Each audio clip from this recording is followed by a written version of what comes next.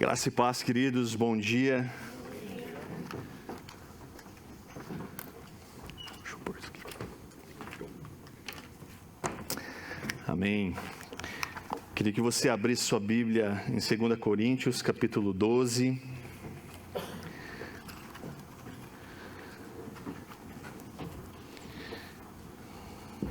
O texto que a gente vai estudar nessa manhã é do verso 1 ao verso 10.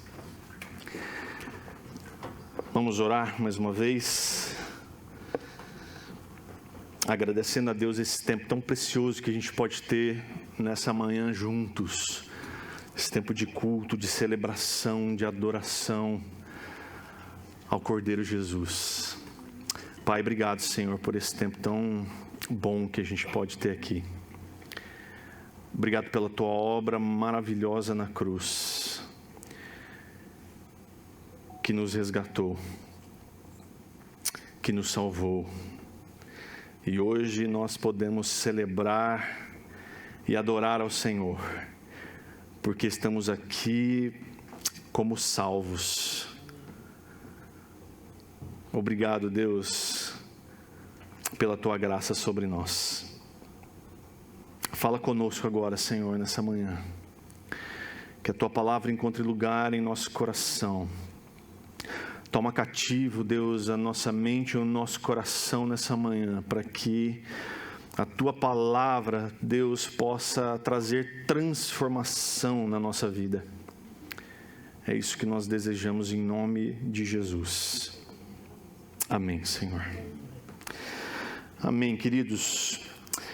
Essa semana, conversando com a Ana sobre algumas coisas que a gente estava estudando e veio uma pergunta: o que é que nos motiva a vir à igreja? Quando você acorda no domingo de manhã, quando dá a hora de você sair de casa para vir à igreja, o que é que motiva você? Qual é a sua expectativa sobre o culto, sobre a reunião que nós vamos ter? O que toma conta do seu coração como expectativa do que é que vai acontecer, ou do que você vai encontrar, do que você vai receber, ou do que você vai fazer no culto de domingo? O que está no seu coração? Muita gente vem com uma expectativa de simplesmente cumprir um rito. Outros têm a expectativa de agradar a Deus, de agradar a divindade, porque senão ele pode ficar chateado com a gente, e é melhor não chatear a divindade. Outros têm uma expectativa de ter as suas necessidades supridas. Talvez há alguma necessidade que precisa ser suprida, então ir ao culto possa significar que essa necessidade pode ser alcançada. Outras pessoas gostam ou têm a expectativa de encontrar pessoas, de encontrar amigos, de ter um momento de comunhão com seus irmãos. Outros têm a expectativa de ouvir um bom sermão. Tomara que o pastor tenha preparado algo bom, algo legal. Outros de ouvir boas músicas. Tomara que hoje toque aquela música. Eu gosto. Mas há aqueles que gostam e têm a expectativa de encontrar Deus. Eu me lembro uma vez que eu li um livro, e nesse livro o autor dizia assim: não subestime o potencial de um culto. E ele dizia que ele gostava de brincar com as filhas dele de esconde-esconde. Mas ele, como pai, o prazer dele na brincadeira era de ser achado. Então, quando ele se escondia, ele sempre deixava uma parte do corpo à mostra, porque quando as meninas dele encontravam ele, era uma festa. Porque o pai não conseguiu se esconder. Nós encontramos o pai. E talvez a expectativa maior de Deus nessa manhã é de ser encontrado, é de ser achado por mim e por você. porque Ele também diz que está no nosso meio à procura de verdadeiros adoradores que o adorem em espírito e em verdade. Então, talvez a nossa expectativa, diante de tudo que a gente fez até agora, desde as 10 horas da manhã, quando iniciou esse culto, é de buscar a Deus, de ouvir a voz dEle e daquilo que Ele vai falar ao nosso coração, porque isso necessariamente precisa trazer transformação, precisa mudar a nossa vida. E sabe, muitas vezes a gente vem sim com expectativas em nosso coração de coisas que nós temos vivido como aflições, como dramas pessoais, como dificuldades que nós temos tido, de angústias que temos vivido. E quando a gente vem para o culto na esperança, na expectativa de encontrar Deus, junto com Ele necessariamente vem alívio para as dores que nós sentimos. É ou não é?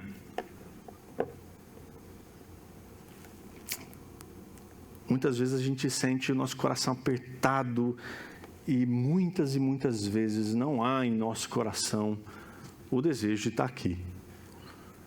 Mas o Espírito sussurra no nosso ouvido dizendo: se você encontrar, você vai ser encontrado. Se você se achegar, eu me achego. E é por isso que nós alimentamos essa expectativa em nosso coração. Eu falei que nós vamos estudar o capítulo 12 no início, mas vale a pena falar do contexto que vem antes, no capítulo 11, onde Paulo começa a fazer uma defesa, não de si mesmo, mas do Evangelho. Porque havia ali muitos falsos mestres, falsos apóstolos, que estavam, de alguma forma, atrapalhando o ministério de Paulo, atrapalhando com que o Evangelho fosse bem entendido. O verso 4 do capítulo 11 diz assim: vocês aceitam de boa vontade o que qualquer um lhes diz, mesmo que anunciem um Jesus diferente daquele que lhes é anunciado, que lhes anunciamos, ou um espírito diferente daquele que vocês receberam, ou boas novas diferentes daquelas em que vocês creram. Então aqueles irmãos estavam começando a dar ouvidos para as fábulas. Só que Paulo estava sendo também com isso descredenciado. Então Paulo também precisa fazer uma defesa de si mesmo. E ele diz logo no verso 5: contudo, não me considerem nada inferior aos tais superapóstolos. É interessante essa expressão que ele usa, né? Superapóstolos, que ensinam essas coisas. Então, por todo o restante do capítulo 11, Paulo vai trazer uma lista de provações que ele viveu, das quais, se eu e você olharmos com atenção, a gente pode até ficar, às vezes, acanhado com as provações e lutas que nós temos, se comparados a essa. Mas a gente sabe que somente quem sente a dor sabe do que está passando. Então, comparar dores, comparar lutas, não é algo sábio que se faça. Mas, vendo a lista de Paulo, ele começa a dizer assim, né, ao longo do restante do capítulo 11, ele foi encarcerado várias vezes, ele foi açoitado até perder as contas, ele enfrentou a morte. Por 5 ocasiões ele recebeu a pena de 39 açoites, 3 vezes apanhou de vara, foi apedrejado, 3 naufrágios, ficou à deriva no mar, várias viagens longas, perigos com assaltantes, perigos com seu próprio povo, perigos nas cidades, perigos no deserto, perigos no mar, perigos por causa de homens que se diziam irmãos, vejam só, né, que situação difícil. Trabalhou duro por horas a fio, noite sem dormir, fome e sede, passou frio por não ter roupa suficiente, e ainda assim, no verso 30, ele é capaz de dizer: portanto, se devo me orgulhar, prefiro que seja das coisas que mostram como eu sou fraco.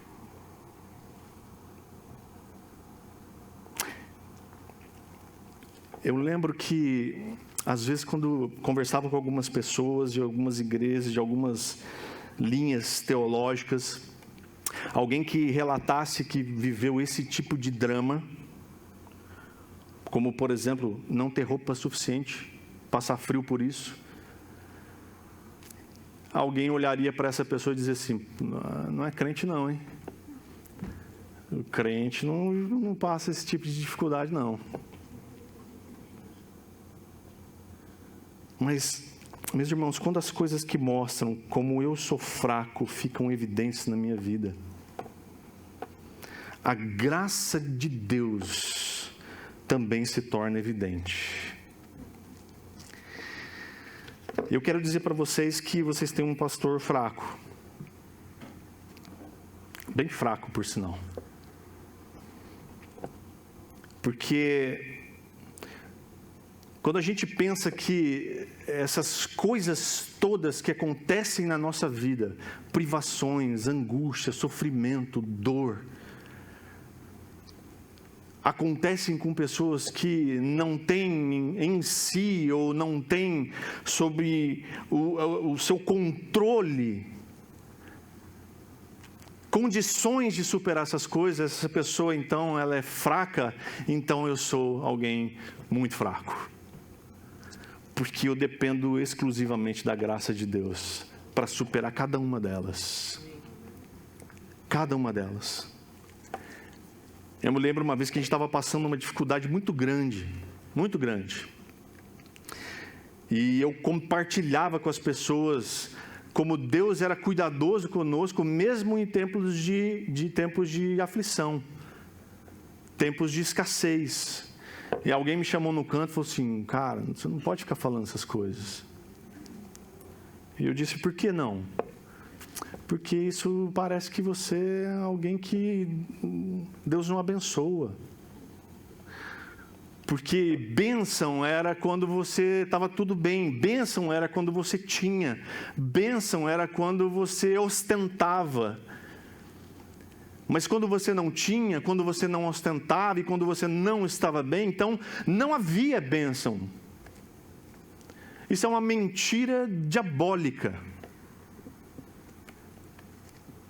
Porque quando nós estamos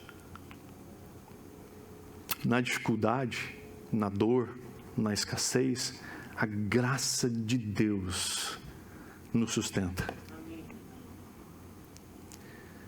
Mas deixa eu ler o texto, versículo 1 até o versículo 6. Paulo, então, depois de fazer uma lista de coisas, né, que ele viveu, de dificuldades e aflições, agora ele vai falar de algo um pouco diferente. Ele muda o jogo, ele muda o discurso. Ele começa a falar assim: é necessário prosseguir com os meus motivos de orgulho, mesmo que isso não me sirva de nada. Vou lhes falar agora das visões e revelações que recebi do Senhor. Conheço um homem em Cristo que há 14 anos foi arrebatado ao terceiro céu. Se foi no corpo ou fora do corpo, eu não sei. Só Deus o sabe. Sim, somente Deus sabe se foi no corpo ou fora do corpo. Mas eu sei que tal homem foi arrebatado ao paraíso e ouviu coisas tão maravilhosas que não podem ser expressas em palavras. Coisas que a nenhum homem é permitido relatar. Da experiência desse homem, eu terei razão de me orgulhar, mas não farei. Na verdade, minhas fraquezas são minha única razão de orgulho. Se quisesse me orgulhar, não seria insensato de fazê-lo, pois estaria dizendo a verdade. mas não o farei, pois não quero que ninguém me dê crédito além do que pode ver em minha vida ou ouvir em minha mensagem. Ele começa dizendo que conheço um homem. É bastante claro que Paulo está falando de si mesmo. É interessante como ele, mesmo dizendo de coisas que serviria de orgulho para ele, ele usa a terceira pessoa, porque ele faz questão de não chamar a atenção demais para si. É curioso isso, porque muitas vezes a gente, quando acontece algo extraordinário na nossa vida, a primeira coisa que a gente faz é contar para os outros. Gente, eu vivi uma experiência, deixa eu contar para vocês. Porque é bom. Porque mostra para as pessoas o quanto a gente é bom. O quanto Deus nos ama, o quanto Deus cuida de nós. E o quanto nós somos bons para Deus. E Deus sente orgulho de nós, por isso Ele nos faz viver boas experiências maravilhosas, extraordinárias, que vão impressionar as pessoas quando a gente contar. Mas Paulo fala assim, olha, eu conheço um homem. Eu tenho um amigo que viveu uma experiência extraordinária. Ele fala que há 14 anos, olha só que coisa, né? Foram necessários 14 anos para que Paulo pudesse contar essa experiência. E mesmo assim, contar na terceira pessoa. Né? E lá no verso 11, depois você dá uma olhada, que ele vai dizer que ele foi obrigado a isso, ele foi forçado a contar. Olha, já que vocês estão me forçando, eu vou contar essa história aqui. Mas não é para minha glória. Ele diz que ele foi arrebatado ao terceiro céu. Paulo teve uma visão do paraíso, meus irmãos. Paulo foi levado a ver o paraíso. Sabe aquilo que o Jorge estava falando na ceia aqui, quando essa visão extraordinária da morada, da habitação de Deus, Paulo foi levado a ver isso. Ele diz que ele ouviu coisas maravilhosas, coisas tão maravilhosas, tão grandiosas, que não poderiam ser expressas em palavras. Você tem noção do que é ter uma experiência como essa, de ser arrebatado até o paraíso e de ouvir coisas que não dá para ser repetida, que não dá para se expressar do quanto isso é maravilhoso e extraordinário? Só que mesmo assim, ele conclui dizendo, na verdade, meus irmãos, a minha fraqueza são a minha única razão de orgulho. Como assim, Paulo? Como assim você teve uma experiência tão extraordinária, tão grandiosa, e você vem dizer que as suas fraquezas são a sua única razão de orgulho? A gente pode contar aqui, meus irmãos, coisas impressionantes de como Deus cuida de nós, de como Ele nos ama, de como Ele supre as nossas necessidades. Mas o orgulho mesmo, orgulho de verdade, vem de quando nós estamos desprovidos de qualquer coisa, quando nós estamos nos sentindo fracos. Então nós somos amparados pela graça salvadora e transformadora de Deus. É isso que deveria nos trazer de orgulho. Quando a gente está se sentindo péssimo, e Deus vem e nos sustenta, nos ampara. E aí ele diz, eu não quero que ninguém me dê crédito além do que ele pode ver da minha vida ou ouvir da minha mensagem. As bênçãos que eu e você vivemos como experiências de Deus não nos servem, presta atenção, não nos servem de isenção para as provações que nós vivemos e ainda vamos viver. Então, momentos de glória que nós experimentamos todos os dias, não significam isenção de problemas, isenção de sofrimento. certamente eu e você já vivemos momentos difíceis na nossa vida. Se a gente pudesse abrir aqui, seria um festival de desgraças.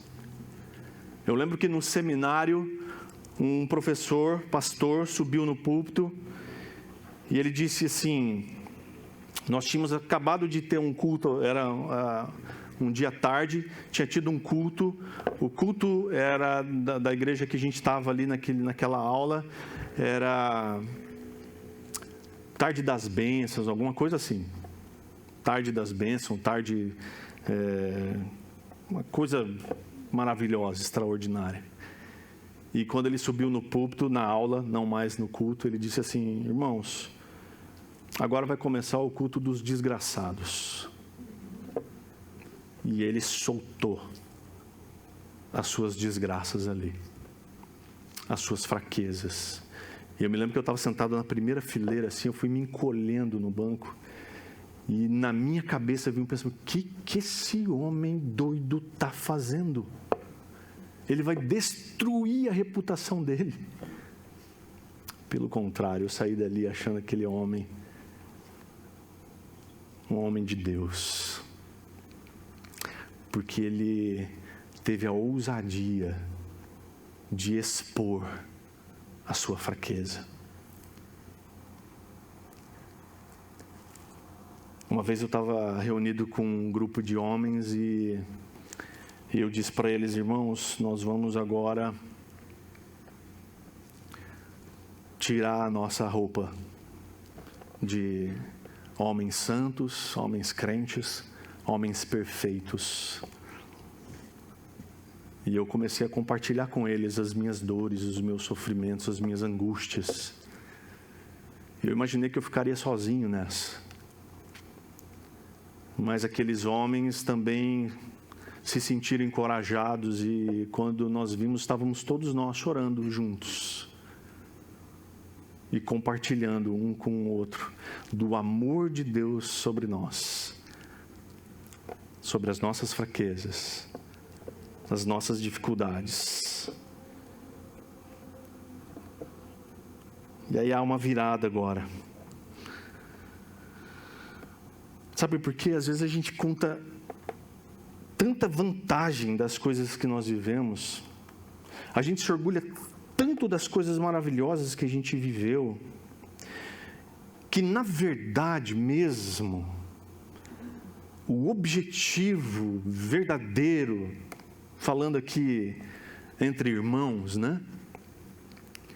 Falando francamente, a gente conta tanta vantagem das coisas que Deus fez em nós, daquilo que Deus trouxe para nós, aquilo que Deus nos ensinou, que na verdade mesmo, a gente quer que quem ouve pense o quanto a gente é bom, o quanto a gente manda bem na relação com Deus, o quanto a gente é crente. Só que aí Paulo dá uma virada aqui no assunto e aí a coisa começa a ficar um pouco estranha. Ele diz no verso 7 assim, vou enxergar aqui onde está o verso 7 na minha Bíblia.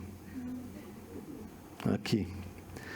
Ainda que eu tenha recebido revelações tão maravilhosas, portanto, para evitar que eu me tornasse arrogante, foi-me dado um espinho na carne, um mensageiro de Satanás, para me atormentar e impedir qualquer arrogância. Wiersbe, ele diz assim: que contraste gritante entre as duas experiências do apóstolo. Passou do paraíso à dor, da glória ao sofrimento, provou a bênção de Deus no céu e sentiu os golpes de Satanás na terra. Passou do êxtase à agonia. Então vamos falar de fraqueza agora. Primeira coisa, não temos como evitar o sofrimento. Não é possível, meus irmãos, uma notícia ruim para você. Não é possível passarmos pela vida sem sofrer. Não dá. Se você ainda não sofreu na sua vida, aguarde.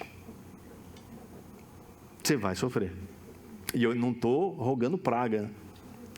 É uma constatação. Isso vai acontecer. Paulo fala desse tal espinho na carne. O que é isso?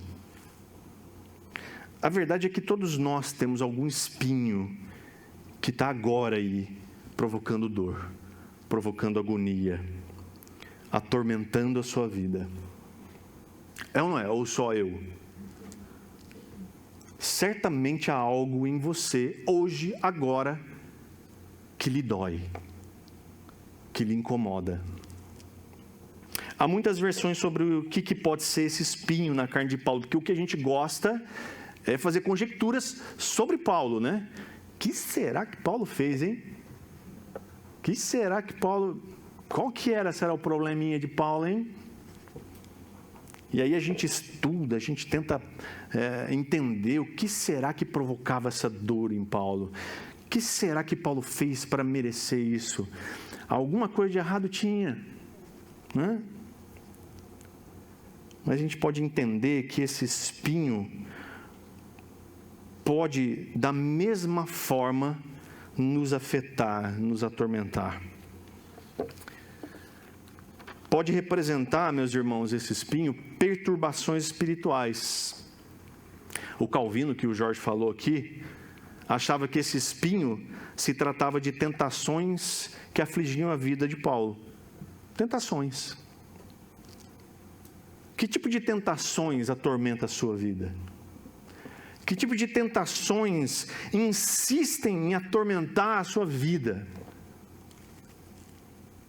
Quais são as tentações sobre você hoje? Que tipo de tentações tem provocado em você angústia, sofrimento? Será que são na área financeira? Talvez de ganhar mais? Uma forma de ganhar mais? Será que são na área sexual? Será que é no poder? Todos nós sofremos tentações. Pode representar perseguições também. Lutero achava que Paulo, esse espinho na vida de Paulo, eram as perseguições que ele sofria dos judeus e dos gentios. Você tem sofrido perseguições na sua vida? Perseguições por causa da sua fé, de repente, no seu trabalho, na escola, na família. Perseguições por causa das suas convicções espirituais.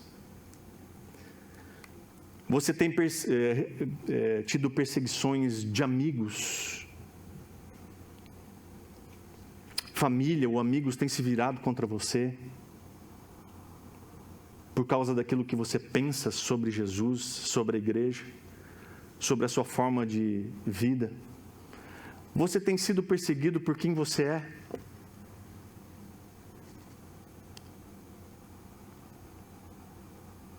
Ou por causa nenhuma? Alguém te persegue só porque não foi com a sua cara? Espinho também pode representar enfermidades. A lista é grande de problemas que atribuem, né, para Paulo.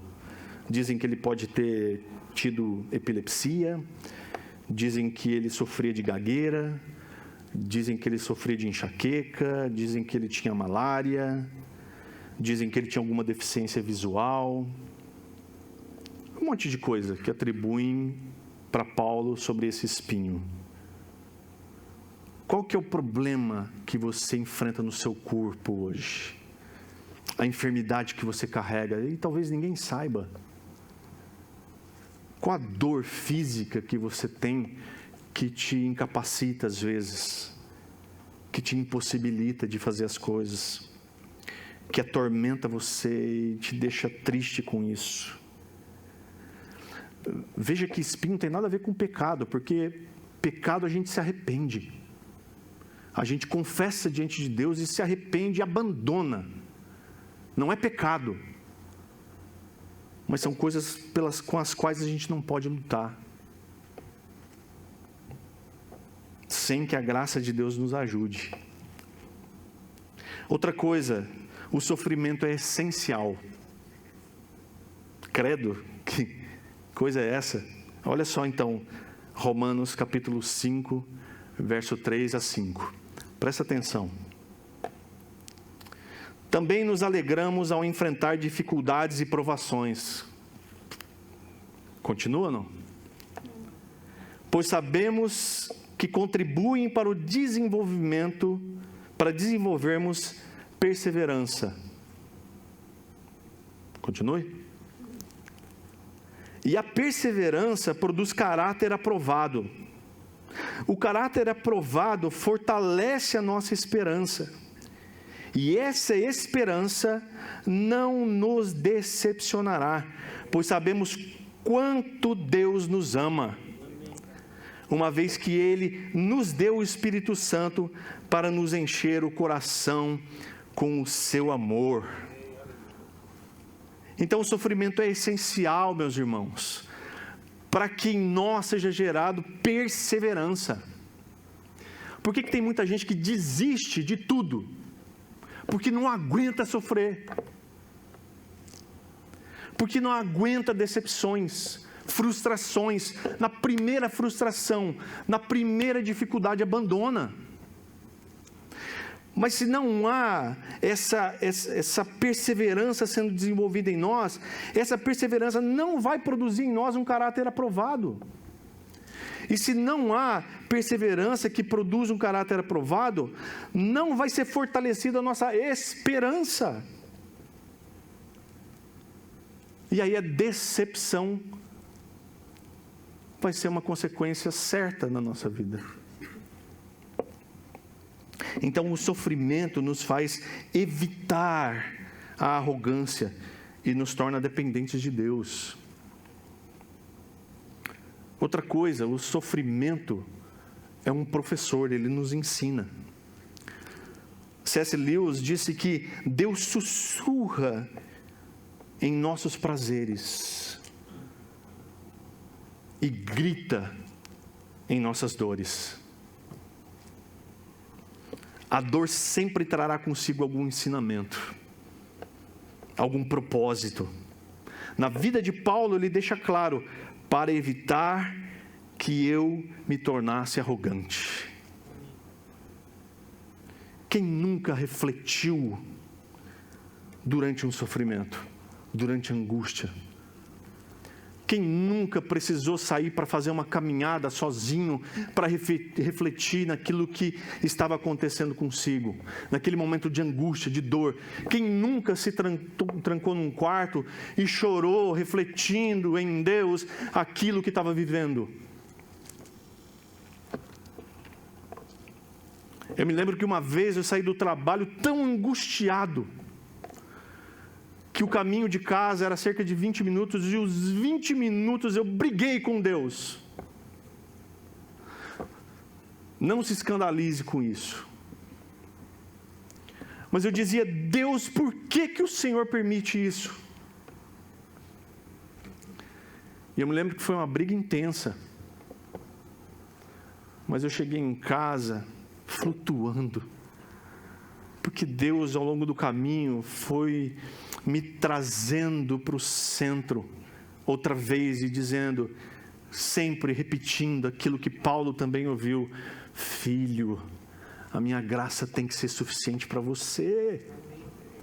Não é o que você quer, não é o que você deseja, mas sim o que eu tenho. Os meus caminhos são melhores que os seus, os meus planos são melhores do que os seus. E isso dói de constatar, isso dói de reconhecer, porque gera em nós uma revolta, porque no fundo a gente quer que a nossa vontade prevaleça sempre.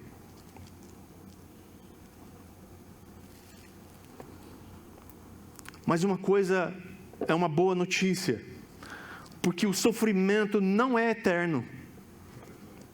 Romanos 8,18 diz assim para mim e para você: considero que o nosso sofrimento de agora não é nada comparado com a glória que Ele nos revelará mais tarde. Oh Deus, que maravilhosa notícia! Os sofrimentos do agora, meus irmãos, se comparados com a glória do porvir, viram pó, derretem, somem, desaparecem. Assim como nós lemos em 2 Coríntios, capítulo 4, versos 16 a 17, diz assim: por isso, irmãos, nunca desistimos. Ainda que o nosso exterior esteja morrendo, o nosso interior está sendo renovado a cada dia, pois essas aflições pequenas e momentâneas que agora enfrentamos produzem para nós uma glória que pesa mais que todas as angústias e durará para sempre. Essa sim dura para sempre. Amém? Isso não traz consolo ao seu coração, não traz esperança e não traz uma certeza de que um dia todo sofrimento desaparecerá, toda dor deixará de existir e toda lágrima secará.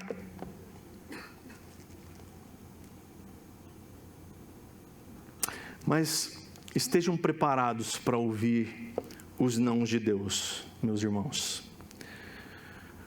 O verso 8 diz assim: em 3 ocasiões supliquei ao Senhor que o removesse de mim, o espinho.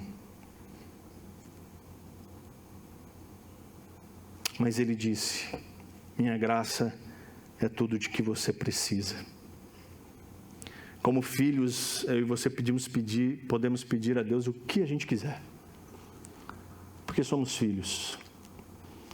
Não há nada que você peça a Deus que Deus vai se escandalizar com você e dizer: poxa, como você ousa pedir isso para mim?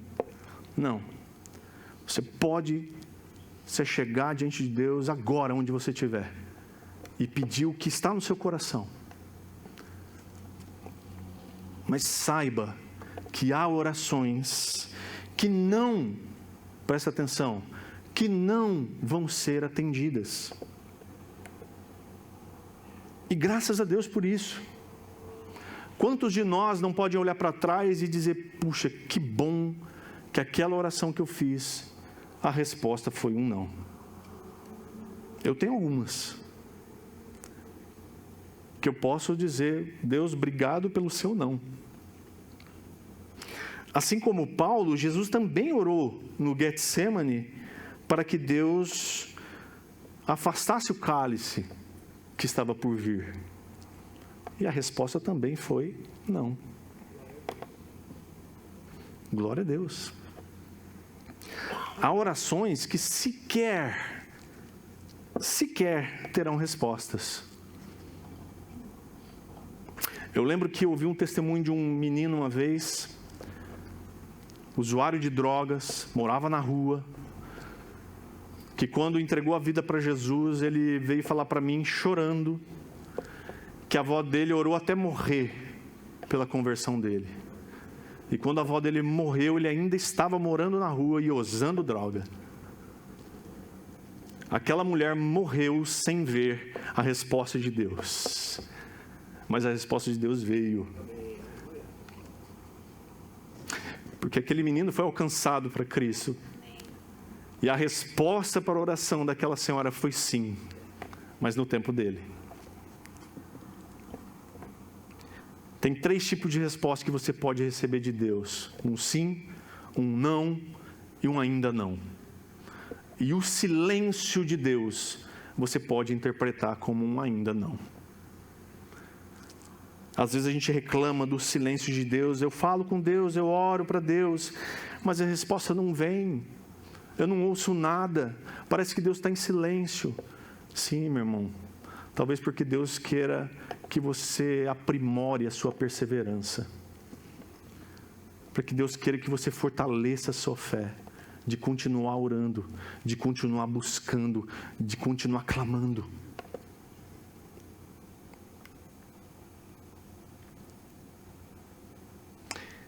Só que os não de Deus, meus irmãos, Mas uma boa notícia sempre vem acompanhados de consolo. Quando Jesus orou: Pai, se queres, afasta de mim esse cálice, contudo, que seja feita a tua vontade e não a minha. Quando Paulo orou: Deus, por favor, tira de mim esse espinho que me incomoda e me aflige. Deus, por favor, tira de mim isso que me atrapalha. Porque Paulo tinha algo legítimo. Ele precisava trabalhar, ele precisava pregar o evangelho. Jesus tinha algo legítimo também, ele precisava continuar o seu ministério de ensino. Quem sabe formar mais discípulos, fazer mais milagres. A resposta do Pai foi: não quero. Foi: filho, eu não quero. Embora o seu desejo seja algo legítimo, embora o seu desejo seja algo que poderia ser atendido, mas a minha resposta para você é: eu não quero. Porque o desejo que eu tenho, o plano que eu tenho, o propósito que eu tenho para a sua vida é melhor do que isso.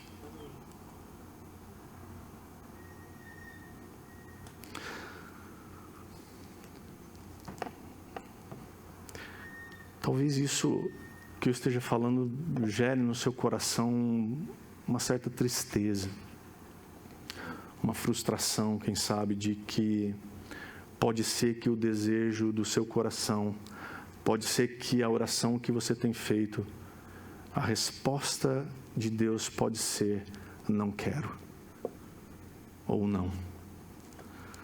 Mas em nome de Jesus,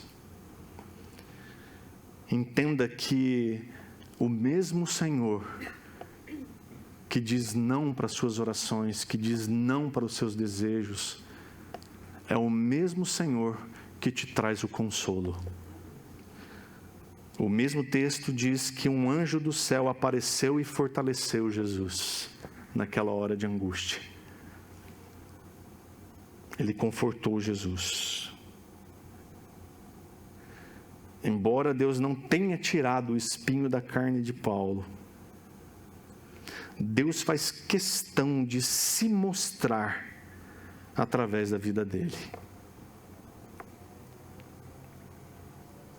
Muito embora Deus não tenha tirado o teu espinho ainda, muito embora Deus não tenha, talvez, aliviado a dor que você vem sentindo,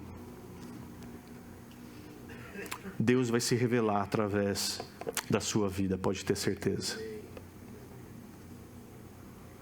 Deus vai trazer conforto ao seu coração. Deus vai trazer encorajamento para você, para que você não desista, para que você não fique pelo caminho, para que você não desanime, para que você não se sinta abandonado. Ele trará conforto, Ele trará encorajamento e Ele te dará força. Para Paulo, a resposta de Deus foi: a minha graça é tudo o que você precisa, porque o meu poder opera melhor na fraqueza.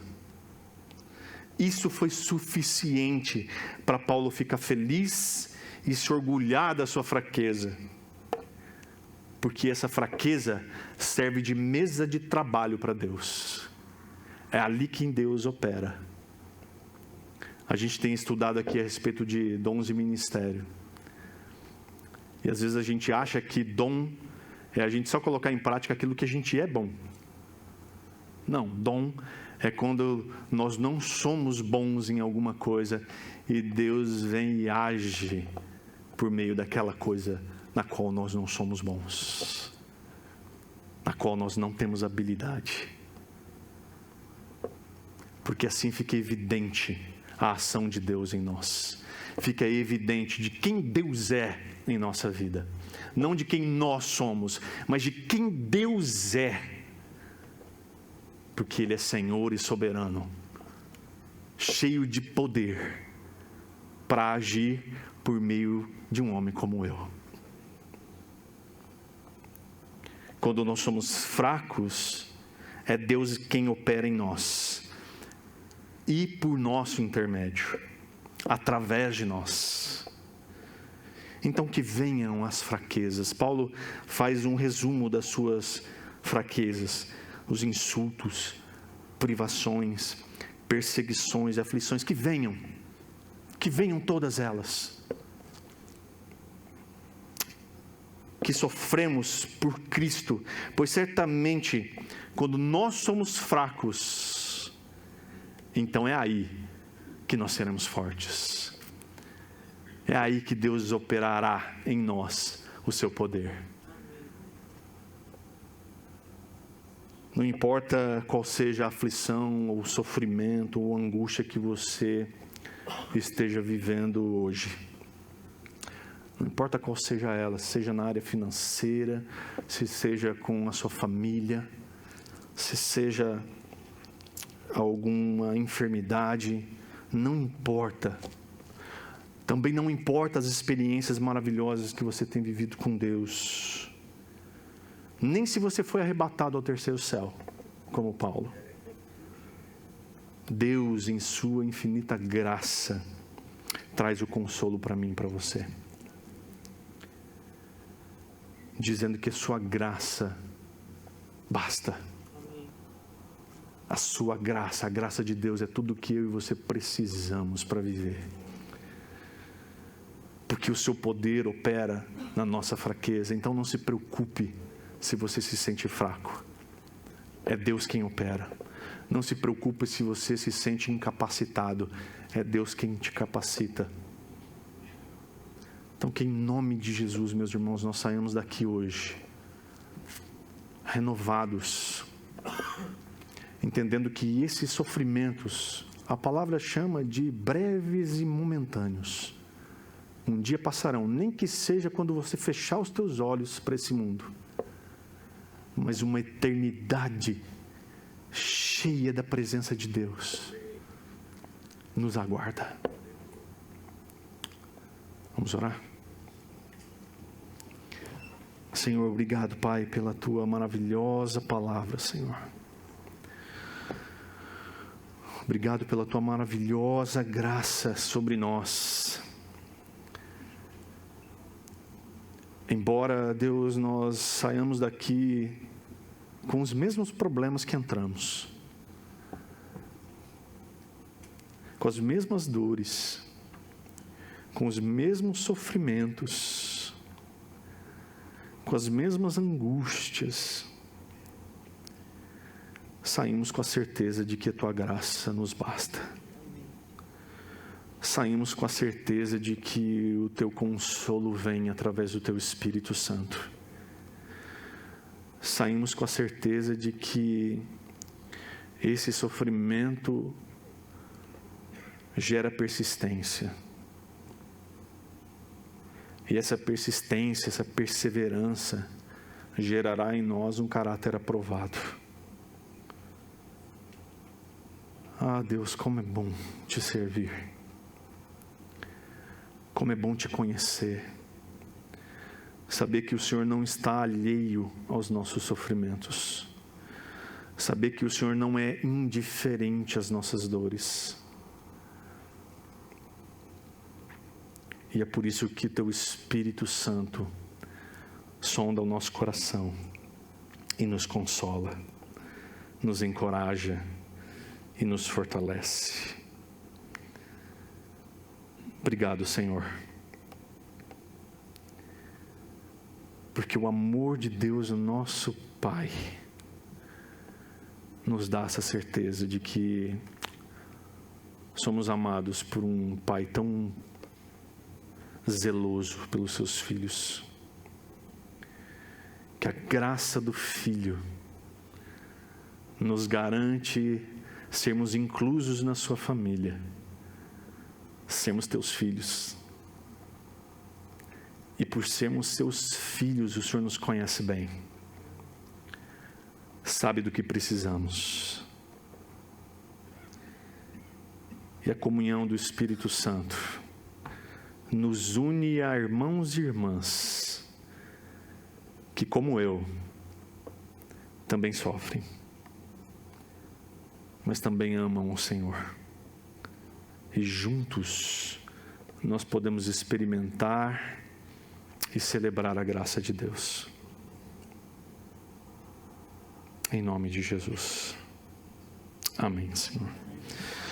Amém, queridos. Que Deus abençoe muito a sua vida. Que você tenha um domingo cheio da presença de Deus e uma semana repleta de realizações, de alegrias no Senhor. Que Deus te abençoe.